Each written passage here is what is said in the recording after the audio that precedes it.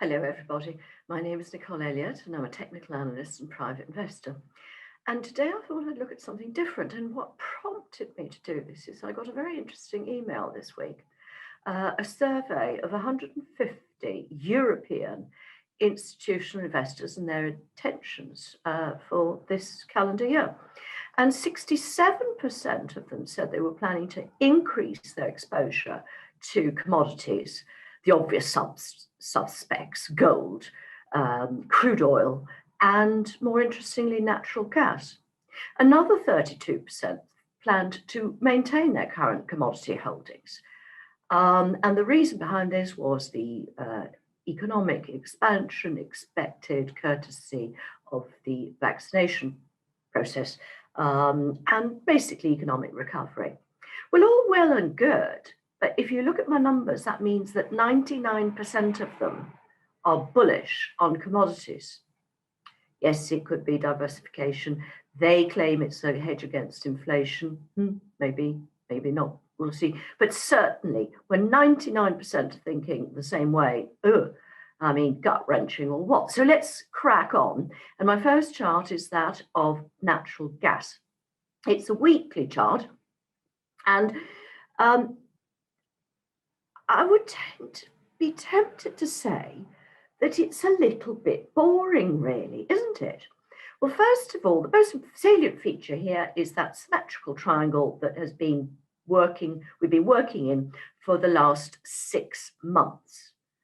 Well, that's okay, it's there, but we're getting sort of a bit long in the tooth, aren't we? And near the apex. The closer you get to an apex of a symmetrical triangle, the less likely the whole thing is going to pan out as you thought. And the reason is that we've been getting stuck at that 50% retracement level at $3.2 per 1,000 British thermal units. That's MMBTU on the top right corner. That's what it means. So going nowhere fast, hovering just above the 2.5 level. My point here is that this front month futures contract has traded between $1.50 and $3.50, which is roughly where we are since over the last year. I mean, it's stuck there in the whole decade between 1990 and the year 2000. And it is a fraction of its all-time high of nearly $16 per British thermal unit. So if you were to buy this, at least you're not buying something very, very expensive. But as to its chances of making significant gains, I think they are limited. So perhaps one to sort of not bother too much with. My second chart now, and this is a different one.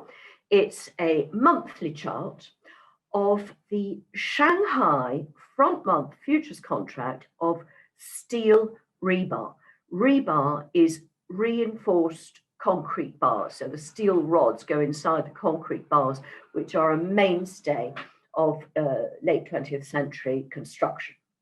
Now here you can see that this is our third consecutive potential month of gains, with some quite strong gains since March last year, where interestingly it gave up very little ground in the sort of pandemic March price action. It did not react.